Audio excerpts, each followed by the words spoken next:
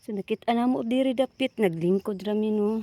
Kami nakita nga naidako kayong bangag diri so gikalutan gani nila. But si kinsa nagkalot ani siguro may naaguroy. Sa kuan pa ba na Treasure hunting. Treasure hunting.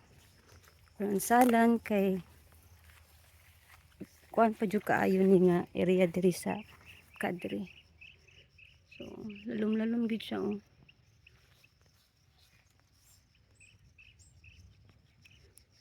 Kita na to no. Lalom gid siya piyang. Yan naani siya sa may kuan go. 20 no. 20 feet. Po 20 feet ba ni siya? Lalom gid siya ay as in. Kung magkuan piyang mag ulan, makuan ang ginig tubig diri. No, mga sinalutan nila nahimo lang batok. Mga ningkaging na lang ang mga nakalot nila o nga kuan. No? Nakalot nila na Wala gina ko kalot wala kay saktong equipment. yuta diri. Maguba ra. So daghan na jud guro kaayo ni sila. Mo siguro nakakuha. Sa kabalo.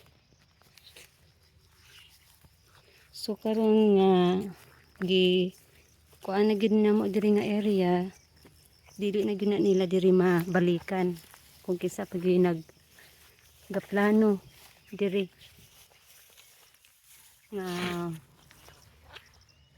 mukalot ba kay siguro na sila'y na batian nga kasi may naa-diri sila makuha nga mga treasure sa hapon kay mo man na mo ang nabalaan nga storya diri no. So kinahanglan kani diri i-preserve gini siya nga area kay naaraba na siya sa babaw nya wa ta kabalo ba kanang mga landslide, mga natural nga kuan kalamidad. Labi na jud karon nga naay balita nga diri sa Negros sa may Tubuso part na ay sinkhole nga ilang nadiskubrian. So lisod kaayo ba nga mao na unahan sa mga katawhan ma suko ang nature or ang kuan ang gahimo.